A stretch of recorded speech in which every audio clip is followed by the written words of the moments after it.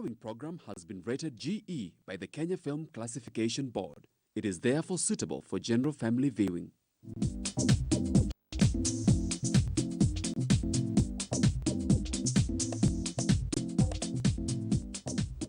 Hello viewer, welcome to Chungu Jamii. My name is Betty Akuku. I'm your host this day, and I am glad that you are here watching this episode today. I have a guest in studio. We are going to be talking about a very interesting topic. I wanted to have an open and wide mind to see and look at this in a very different way. We're going to be talking about the girl child always wins.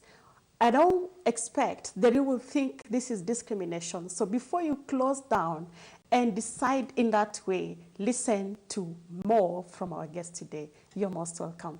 Welcome, my guest. Thank you. I appreciate being on the show. Please introduce yourself. My name is Dr. Ruben West. I'm from the United States, World Civility Ambassador, Universal Peace Ambassador, and I was named the 2019 Voice of Civility for the United States. And I'm extremely happy to be here on this show. Wow, congratulations and Thank you. welcome. Thank you. Won an award? Yes, I did. Wow, very nice to hear. What brings you to Kenya, Ruben? So I come, number one, because I love the Kenyan people. They have a spirit that is in the Kenyan people that you don't find around the world. Oh, really? In the United States, they have a lot of marathons. Oh, And nice so- to be Kenyan. Yeah. And so I love watching the marathons, but I love to see the Kenyan people perform because they have a strength and a stamina that most people don't have. And as a matter of fact, one of my favorite marathons I watched, there was a runner named Yvonne Nathich. She was a Kenyan runner, 50 yards from the finish line. Her body gave out and she collapsed. Wow. And so they rushed out to help her. They had a wheelchair and some water to help her up, and they were going to help her up and just take her to the finish line. She said, no, I started this race and I'm going to finish it. And she started crawling on her knees to the finish line. After a while, her hands were dirty, her knees were bloody, but she crawled all the way to the finish line. And listen, she still took third place on her knees. Wow. And The so- stamina caught you. Yes, I get and so they interviewed her afterwards, and it was great because there was the person who took first and the person who took second, but they wanted to talk to the person who took third, the person who collapsed and refused to give up. And they asked her, how is it that you did it? How did you make your way to the finish line? And basically what she let them know is that, I'm Kenyan. Come on now, right? Because there's a strength and a power in the Kenyan people. And you know what they did? Because she exerted so much strength and stamina and brought so much interest to the sport, they doubled her prize money. Wow. They doubled So her bronze became more precious than the gold of the first prize. Exactly. I get it. Exactly. That's nice. It's nice to have you on the show. Thank you. And we're going to be talking about the girl child always wins. Yes. What do you think about this topic? Isn't it discrimination against the boy child? I don't think it's discrimination against the boy child. I think it's easy to look at it that way. Okay. But if anybody out there, anyone listening or anyone in the studio could tell me that they were born and it wasn't from a female, I'd like to know about it. That's so- where you stem it from. Right? And so in the end, the girl child grows up to be women. And then they have girls and they also have young men. They have boys. And if whatever they instill in the young men is the culture or the mindset or the thinking that these young men have. So I wouldn't be who I am if it wasn't for my mother. Okay. I got a level of strength and determination and focus and drive, and it came from my mother. And the mother also wouldn't be a mother without receiving seed from a man. Exactly. So why the girl child? Because, interesting enough, I want you to think about something. If you were going to have a job that you needed done, and there was two people that could do it. Yes. There was one that would be maybe okay, but one that would be great at doing it. Who would you give it to? A woman. You would give it to the person who was great at doing it. Yes. When the Creator chose someone to carry life on this earth, the Creator could have chose a man, or the Creator could have chose a woman. Who did he choose? The woman. The woman, right? And so I think that was for us to understand that we have to celebrate the women. We have to uplift the women because they were chosen to carry life. And it's through that life that we all come through and that we develop our identity. And so I think we are, as a man, we're designed to be a companion to a woman, to help uplift her, to help build her, to help provide for her, to help provide security.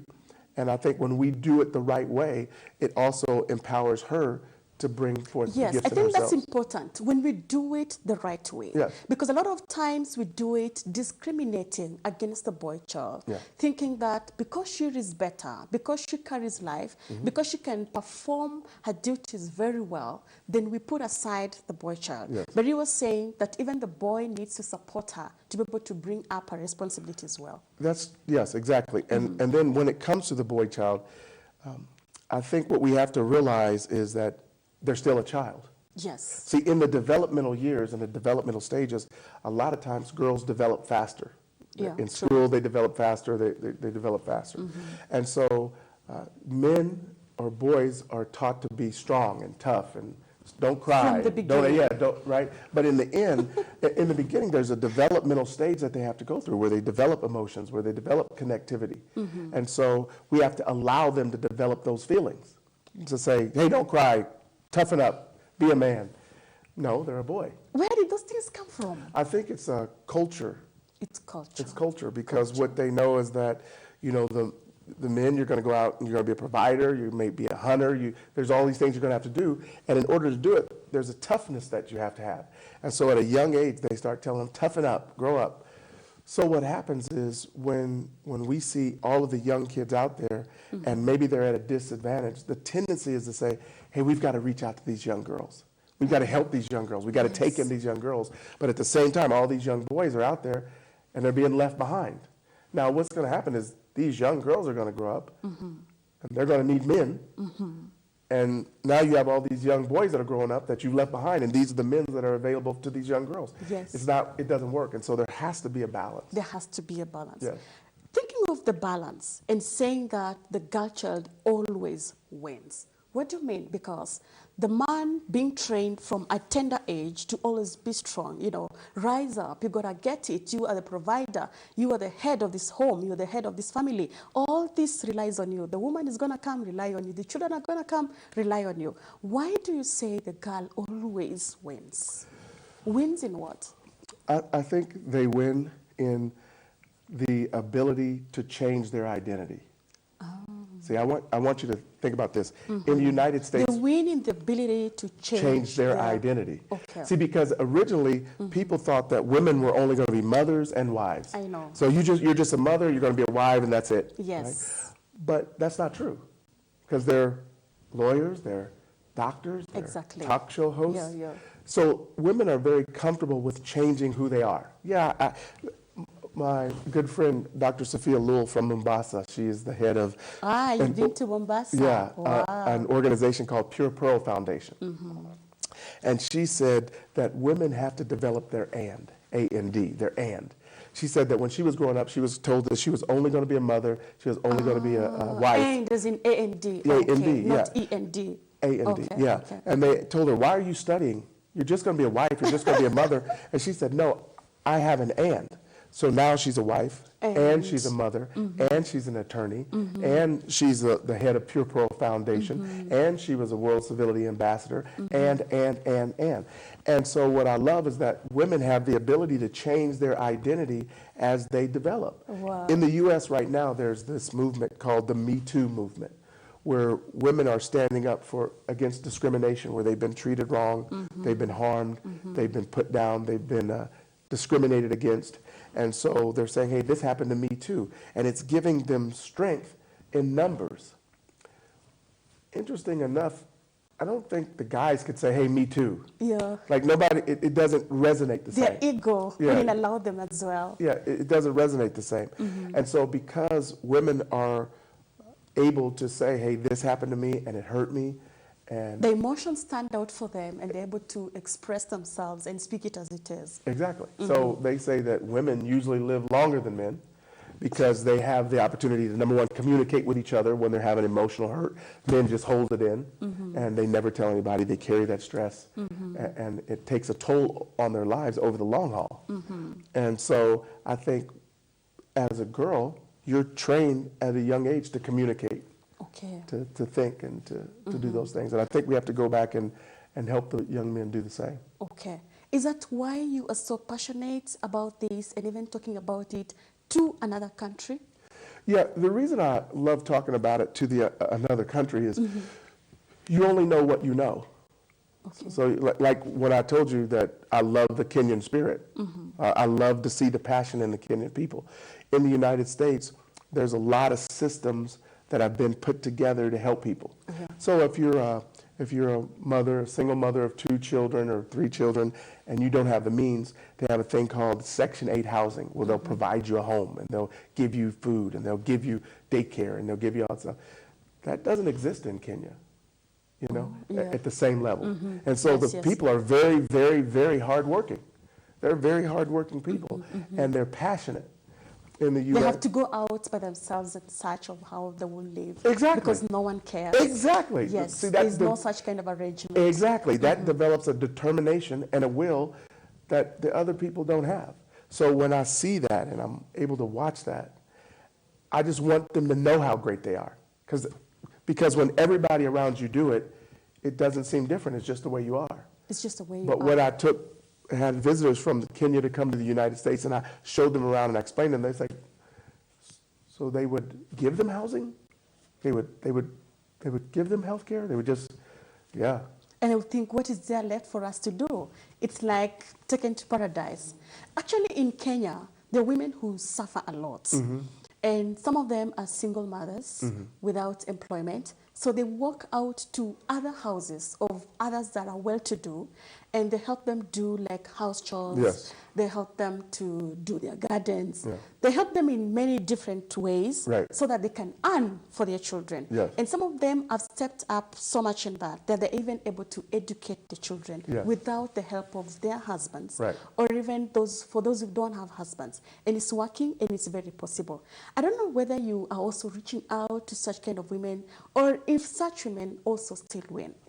I think they do win, and one of the ways they win is they pass on that level of commitment, drive, and determination to their children, to the people that they care for.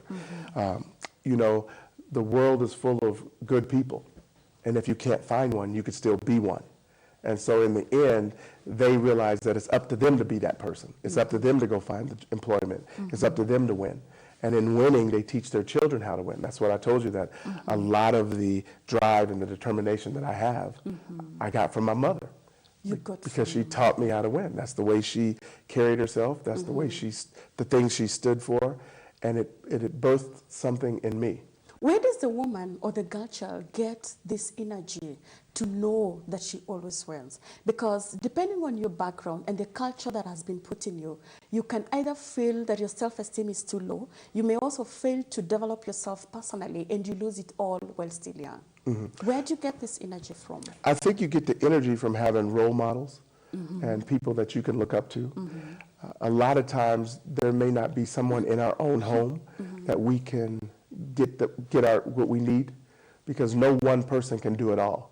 That's why they say it takes a village. Yes, yes. And so when you surround the child with other people in the village, they get the things that they need because they get additional resources or additional knowledge from the people that are in the area. That's why I brought several of the women that I work with to Kenya for my personal development event. One of them, her initiative is Every Girl Wins. Every girl wins. She wants to make sure that every girl wins, that they know. What exactly is her intention?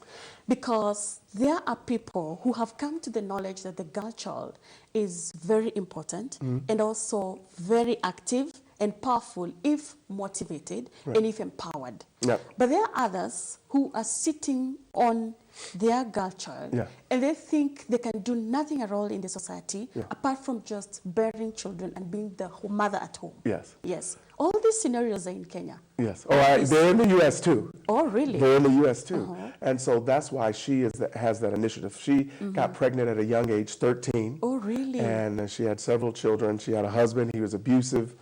And finally, she left. Finally, she realized that if it's going to be, it's up to me. That he's not going to help me. He just wants me to be this wife and this mother, and that's it. But there's more to me. And so she left. Everybody thought she was going to fail. She didn't. She got remarried. They've had their own business for a number of years. She's an international speaker, and she launches this Every Girl Win initiative around the world. Why? Because she knows that she was able to come back. I know. Even though everybody had counted her out, she knows that she was able to come back. Why? because there was something in her. And so if we can light the spark, see, it's there, and it's there even when we don't know it's there. And so our goal is... It's there even when we do not know. Exactly. Who ignites it? I think... Do you have to go through so much trouble? Like have a child at an early age, or be abused, or be in an abusive marriage to ignite that which is inside of you? I don't think you have to, but I think for many that's the way it works. So I think sometimes God gives us the advantage of disadvantage.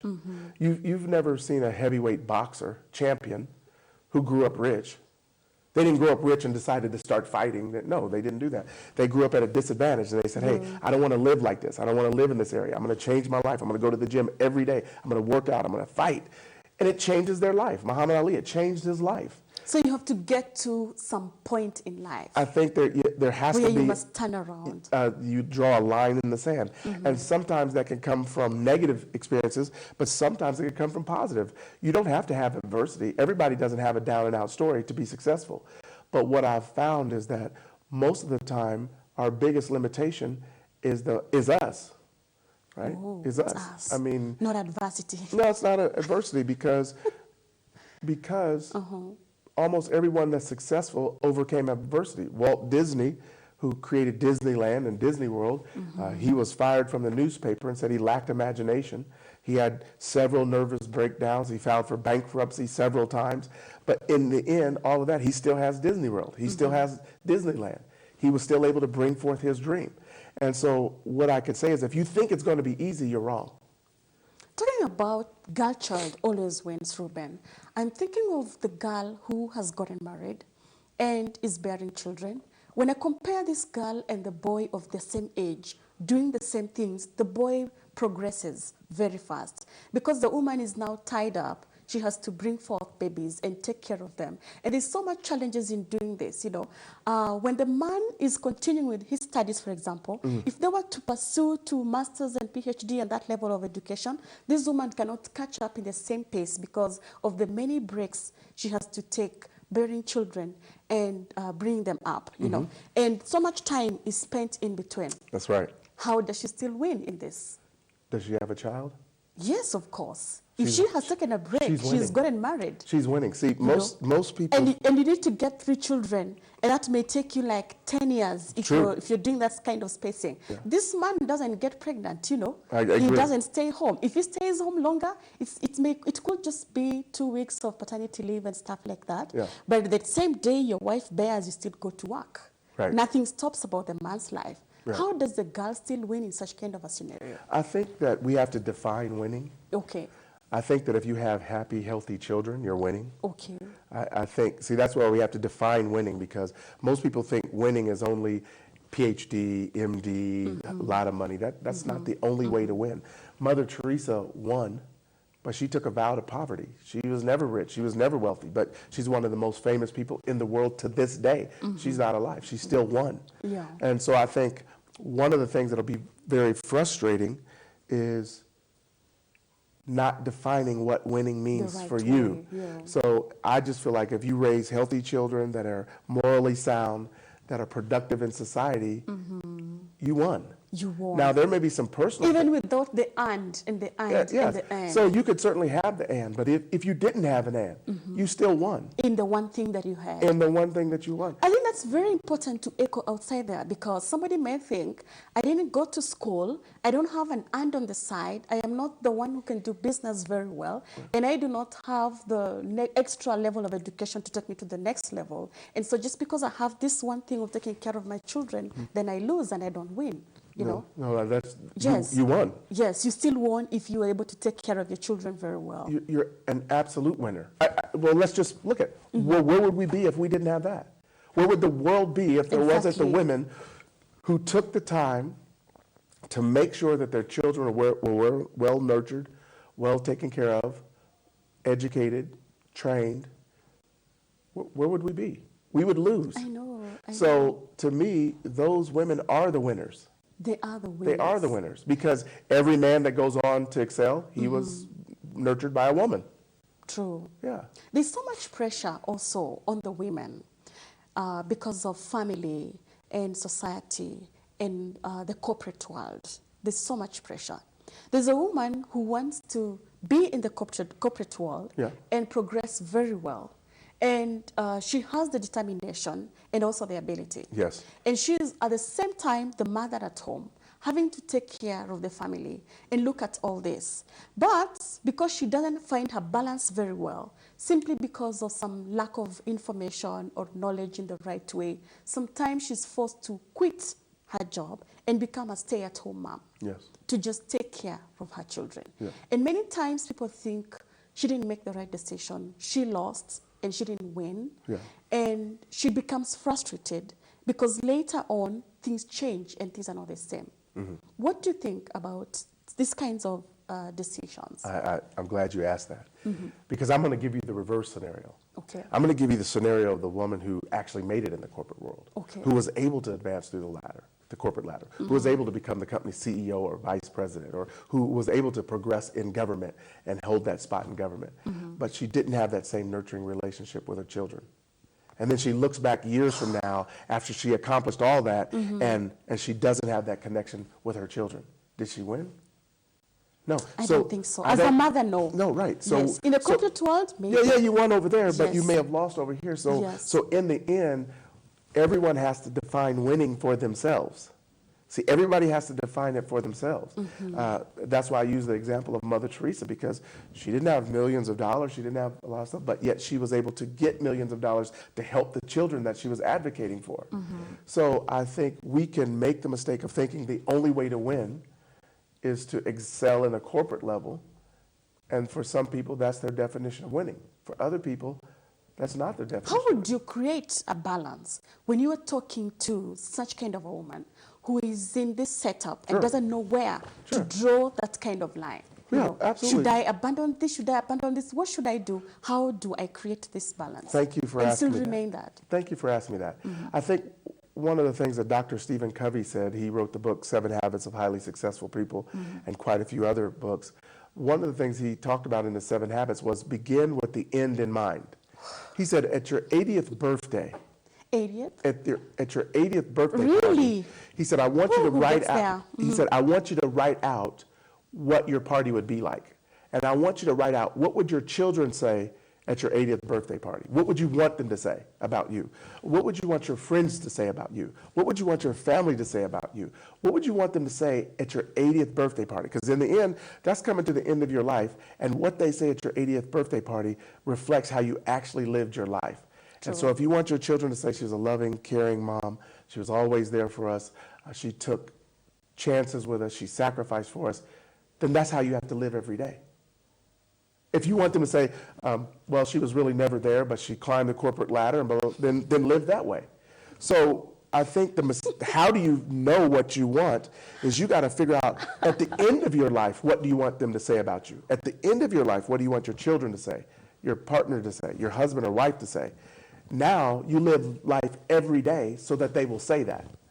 Because if you don't, you get to the end of your life and realize you made a mistake. Let me tell you this, Cornell University did a study, and it was a group of individuals at a retirement community who had more yesterdays than tomorrows. And they asked them, at the end of your life now, what regrets do you have? And they said, man, we regret the things that we didn't try because we didn't know how we would do it. We did regret the things that we didn't do because we didn't have the resources, we didn't have the know-how. We regret the chances that we didn't take. And now there's nothing we could do about The it. regret that I didn't try. Exactly. So what we have to do is we have to try to live a life without regret. And the way you do that is you prioritize what are the most important things to you. At the end of your life, what do you want to make sure you have accomplished? If it's a PhD, then work on that. If it's a loving family, work on that. If it's both, work on both of those.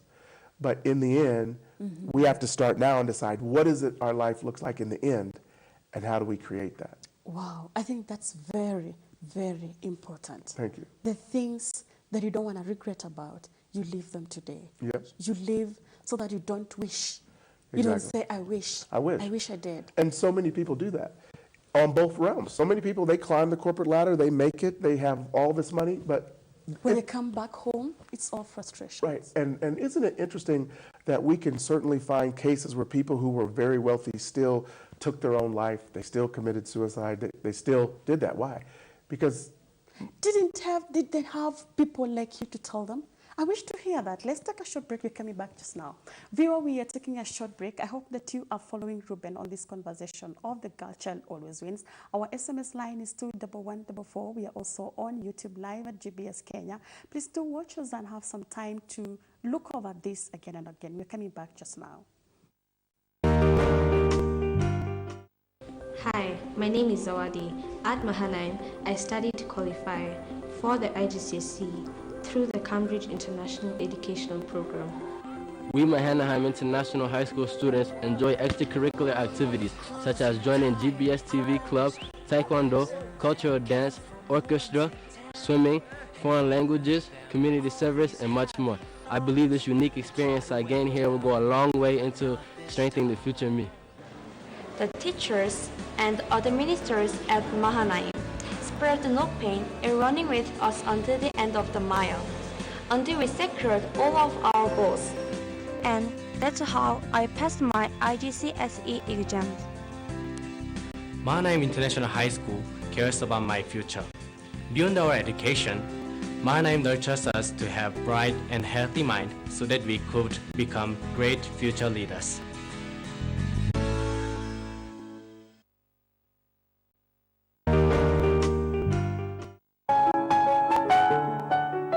People have dominance over themselves.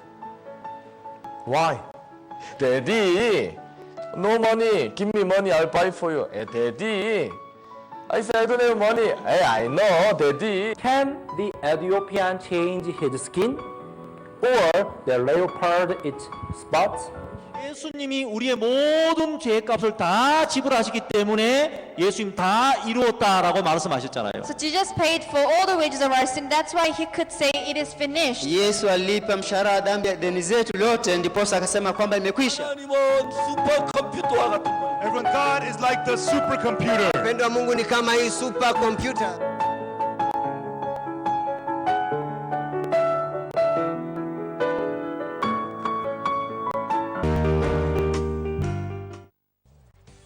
There is a card that makes paying for almost everything easy like ABCs. No need to make trips to the ATMs to withdraw money or carry cash around. That's the Equity Bank Visa card, accepted everywhere you see the Visa sign.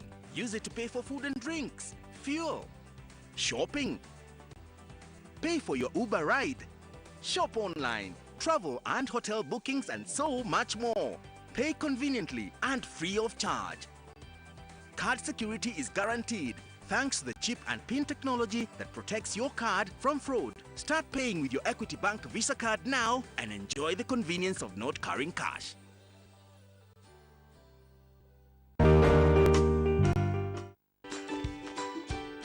How many of you use your real names on Facebook?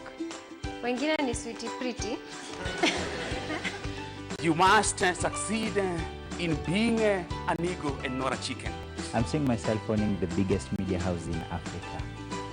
Yes, I could employ you, in fact. Yes. All right, now it is going to another direction. But that's a question. When you are born and when you grow up, now you do the work. You become a person who likes the country. You understand, right? I mean, not getting a job at Kenya, right? And you know what? Who you are online is exactly who you are offline. And who you are offline is who you are online. 제가 여러 군데 가서 강연을 많이 해보는데 So I've been to many places to give lectures. 우나일레 와서 이러면 Whenever I say 우나일레 와서 눈썹으로 인사를 대답을 해요. they respond with their eyebrows.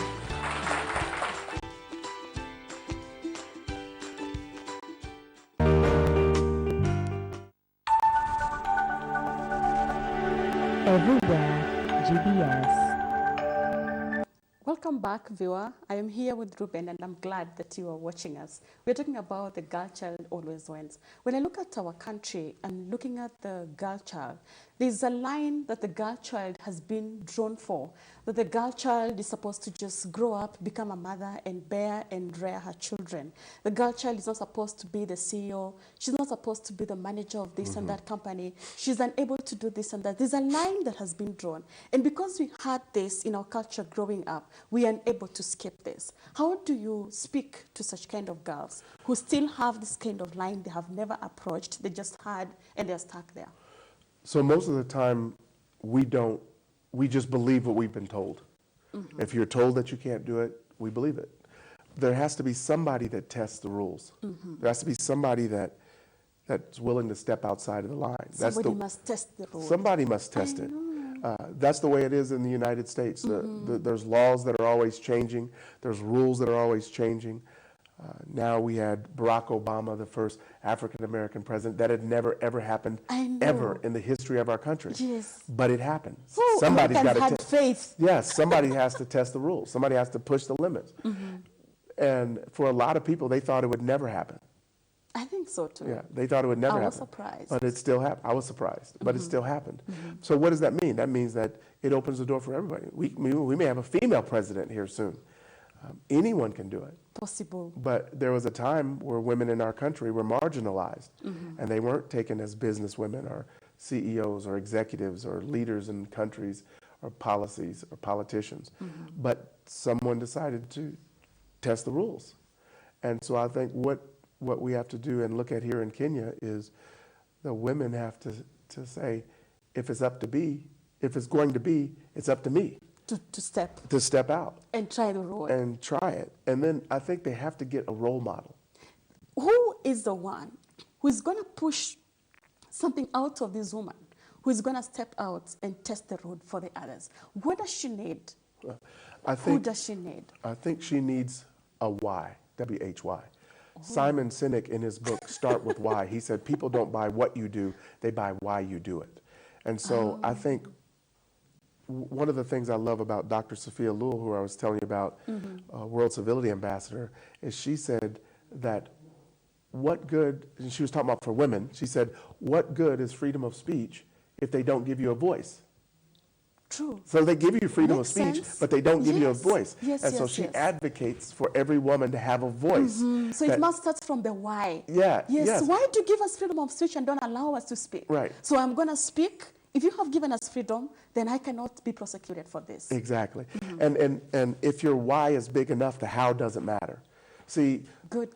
How is it that women are able to nurture their children and help them grow and help them develop and feed them and clothe them and bathe them and do all this stuff?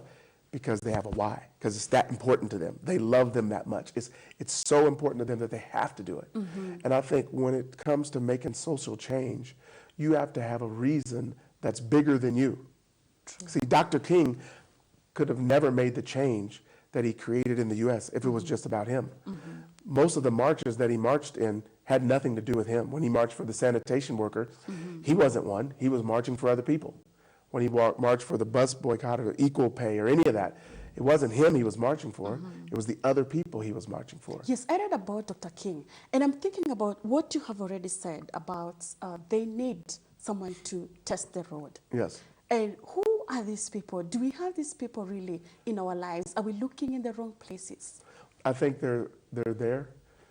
The problem is, and I don't know about Kenya, so let me tell you about America, and you could tell me about Kenya. In America, we have an entertainment-driven society. Okay. So it's mostly focused on entertainment, sporting events, fun.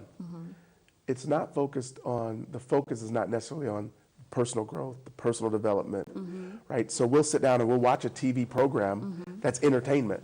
We'll watch music on TV, we'll watch dance, and we'll go to parties. But when it comes to going into an event that's going to enrich you or improve you and take your money and pay for that, the investment, a lot of the people don't want to do it. And so I think we have to make the determination that it's not whether the book is worth it. It's not whether the class is worth it. It's not whether the seminar is worth it. It's not whether the training is worth it. The question is, are we worth it? And when you realize that you are worth it, you'll make the investment in you. If I am that kind of a woman who is sitting there and I can see the line and my feet can hardly move close to jump over it, and I can't also see the road tester who has gone ahead of me, what do I need to look out for in the person that is close to me to realize that this can actually be the one who can test the road for me and follow them? How do I get that kind of mentor, if I may call them? I think what you do is you start to look globally. You start to look at other women from other cultures. Look at Oprah Winfrey, how she changed the whole television network where, where they told her that she wasn't right for TV. And now she has her own TV station. Like she changed the whole game just by depending on herself and relying on herself and understanding that there's something in you that is greater than you even know. So it's hard sometimes because we haven't seen it, or there may not be anybody in our personal space or that we know that's done it. And that's why we need to look globally. That's why books are so important. That's why being able to go on social media is so important, because we can find those examples and we can learn from them the strategies and the mindset that they used to overcome their obstacles, and we can use it as well. We can use that as well. Because when I just step back in fear, I'm never able to move forward and even find this person. I must open up the books and read and find out what's happening. Exactly. That means I develop myself. And you said something that's really great. You said, when I step back in fear. Okay? So my favorite book is the Bible. And the Bible talks about faith. And so really, your favorite book is the Bible. Book. And so faith is believing in what we do not see, right? True. But fear is believing in what we do not see. Because most of the time when we're afraid of something that's not happened. Yeah, and most of those things you were told by people. Exactly. Yeah. So faith and fear run on the same track. So if faith is believing in what you do not see and fear is believing in what you do not see, you can't be using them both at the same time. So you're either operating in fear or you're either operating in faith. Because both of them you do not see. You do not see. And so you can only use the muscles for one or the other. So when you're focused on fear, there is no faith. But when you focused on faith, it overcomes the fear. So I think one of the things that we have to do is believe that we're the person that could make the difference. But believe that we could be the change. Believe that we can come forward and bring out the best in ourselves. And just the fact that you try it changes the lives of other people. I wrote this book called Live Your Best Life. Your life is the message. And what I meant by it was, there's some young girls that'll just watch your show and say, man, I could do that. I could be able to be a TV host. There's some young girls and young men that will see me and the speakers I work with traveling around the world. They'll say, I can do that. And absolutely they can. They can. How do I know? Because I'm doing it. And people told me I couldn't do it. But I had faith. So it didn't matter what they told me. They would say, well, Ruben, who's going to let you? And I would say, well, who's going to stop me? You know what I'm saying? I like that. I like what you said about faith and fear. Both are the same level. Both of them are uncertain. Yep. None of them gives guarantee. No. How do I just move and say, I will get to faith? Because, you know, fear keeps me comfortable and in my space, no interference, I lose nothing. But in faith, if I just step forward and go on, I may lose something, you know, because I may have to put my money or lose the money. Or you may gain something. Oh. See, we don't step out in faith because we may lose something. We step out because we may gain something. And in the end, you always gain something. In the end, you always gain something. You gain a knowledge of what you can do different the next time. Thomas Edison said, I didn't fail when he talked about creating the light bulb. He said, I didn't fail. I found 10,000 ways that did not work. So 10,000 tries that didn't work until he finally came up with one that did. At least if he was interviewed, he would say, this won't work. If somebody came up with the same idea already tried, he would say, this won't work. This won't work. This won't work. Yeah. But at some point, it will work if you go through enough things to figure out what will work. How many times must I try? That's a great question. Yes. How many times must I try? Until. And that's the key. Most people will already set the end before they begin. So I'm gonna call 3 times, or I'm gonna try 3 times. If it doesn't work at 3 times, I'm done. You can't do that. You got to say, I'm gonna do it until. Because what happens in the process is you get built up. You're becoming a different person. Your strength, your will, your stamina, your drive, your determination, your confidence is literally changing as you keep going back again and again and again and again and try. Ruben, I think there are lots of things that bring the setback for the women especially, because our laws, you know, a lot of things are so anti-women, or really set back the women, such that women are not supposed to do this, women are not supposed to go past this level, women are not supposed to hold this kind of course, office. yeah. There should only be a third of women in such kind of a setup. That's right. You know, how do you just cross and say, the law has already set it? Yeah. The law has already set it. How do you just gang up yourself? Who set the law? It's the people. Yeah. So the people can change it. See, that's what's happening in the U.S. Yeah, the laws were set, but at some point they had to change it. At some point they had to say, hey, we have to stop the discrimination. We have to change the laws. And when you got enough people together as a collective voice, then they change the laws. So what has to happen is they're looking for that leadership voice. See, but now it's got to be the why you are doing that. The more why, than exactly. what. So look at Nelson Mandela and all the years he spent in prison. And they'd say, hey, we'll let you out of prison. Just stop talking this apartheid stuff. Just let it go. No, I'd rather stay in prison. The very fact that he stayed in prison got him more notoriety and more popularity so that when he got out, he became the president. I know. Right? But look at all of the sacrifice. Now, did he know when he went to prison that he was going to become the president? No. And every year when they gave an opportunity to get out, if you just knock this off, if you just stop this, we'll let you out. No, because the why was so big. I'm doing it for my people. I'm doing it for my country. So that when he got out, he became the president. Wow. So we don't know, because when you first take action, you're just planting the seed. You have no idea what's going to happen. Dr. King was a seed. Mother Teresa was a seed. You Nelson don't know what's Mandela going to happen. was a seed. And listen to this. You can count the seeds in an apple, but you can never count the number of apples in a seed. You can't imagine how many lives you're going to touch. You see? Interesting. You can never count the number of apples in a seed. You can't. Wow, very interesting. Ruben, I'm really concerned that you have a lot of wisdom in how the girl child actually wins and how the girl child can be trained to come out of the small circle and skip that line that is separating them from the world and the bigger things that are waiting that they haven't stepped into. I don't know how you are reaching out to the girl. So let me tell you how I do it. Through the events that I do, Okay. through the books that I write, through the training that I do, and then also through the ladies that I work with and I mentor. Because sometimes they need to hear it from other ladies. Yes. They need to, because they need to see someone they can relate to. And so that's why here in Kenya right now is Christine Kozacek, who I told you, her initiative, Every Girl Wins, Sonia Robinson, Tracy Ward. Yeah. These are women that I work with that I even brought from the U.S. That'll be at my event to help with empowerment. Now, the good news is you can follow them online. You can follow them on social media. So the internet and social media has bridged the gap so that now you can follow and reach out and learn from people from around the world. So even if you don't have people in your own area, your hometown, your home village, you could still reach out. You could still reach out. It's not easy to just follow something once and get it. No. Are you putting up some? Are you putting up measures to confirm and realize later that your dream has actually been perfected? Exactly. So in the initiatives that they do, of course, they do tracking for how the changes have taken place.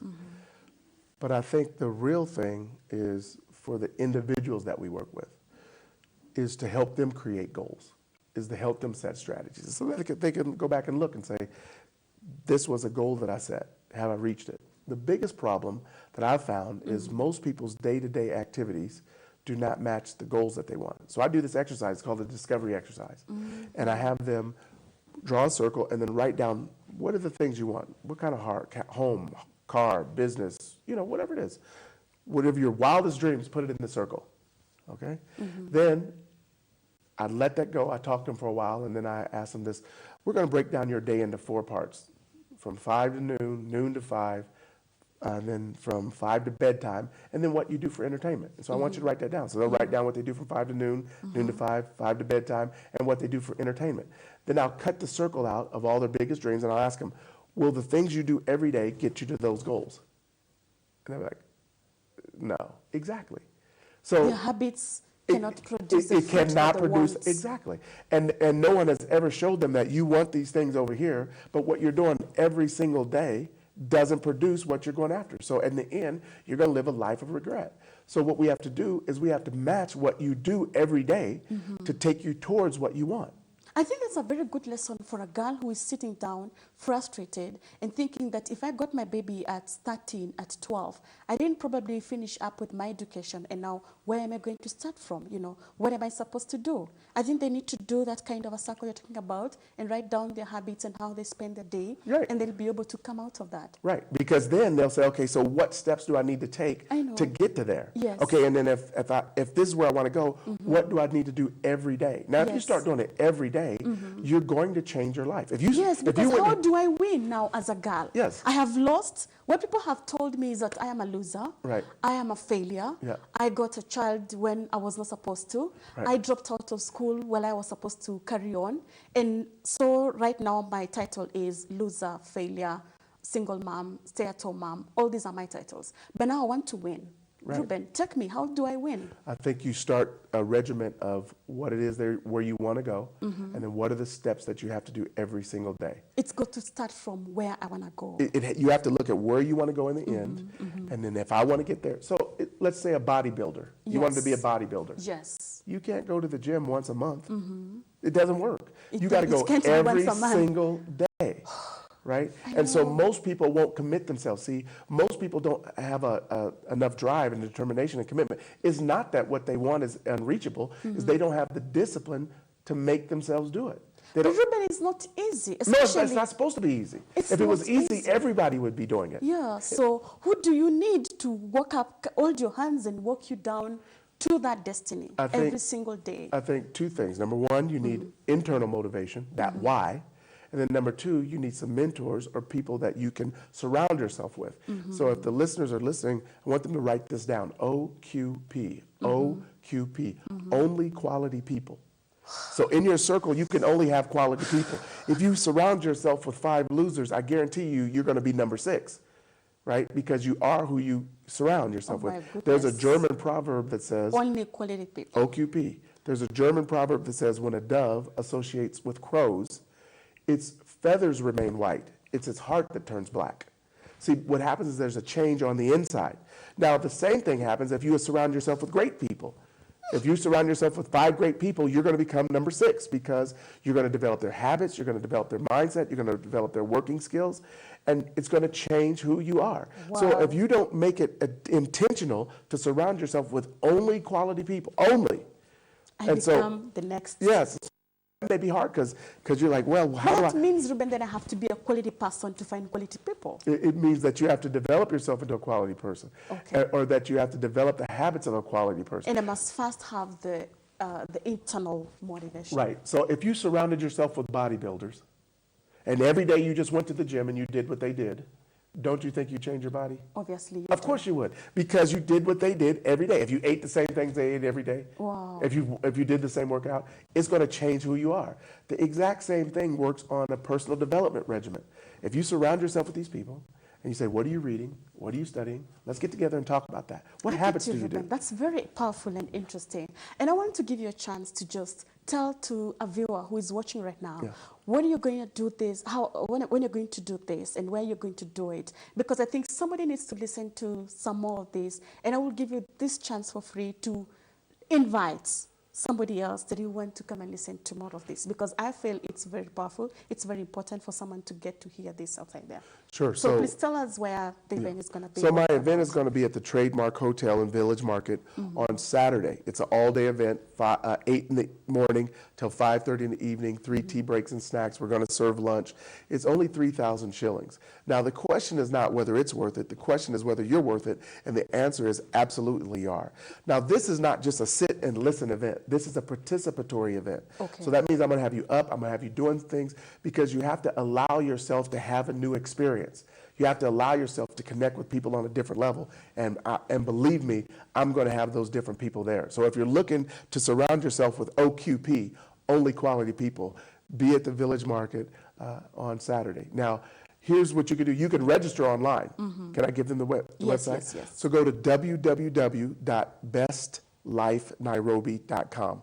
www.bestlifenairobi.com, and there's still opportunities to get tickets. The VIP is sold out, but the main event on Saturday is still tickets. So if you want to reserve a spot, do that right now. It's going to change your life, I promise. Wow, wow. Do you have any last words to tell them? Yeah, I do have some last words. And here's the thing. Sometimes life is hard. It's difficult. You may have a child at a young age, has some setbacks, no education. But here's what I know.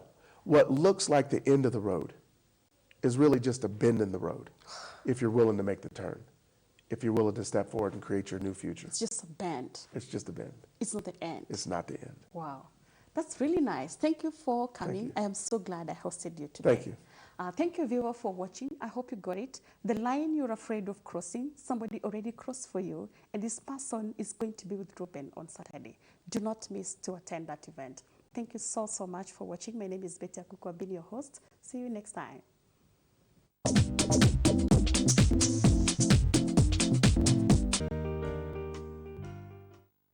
Hi, my name is Zawadi. At Mahanaim, I studied to qualify for the IGCSE through the Cambridge International Educational Program. We Mahanaim International High School students enjoy extracurricular activities such as joining GBS TV Club, Taekwondo, cultural dance, orchestra, swimming, foreign languages,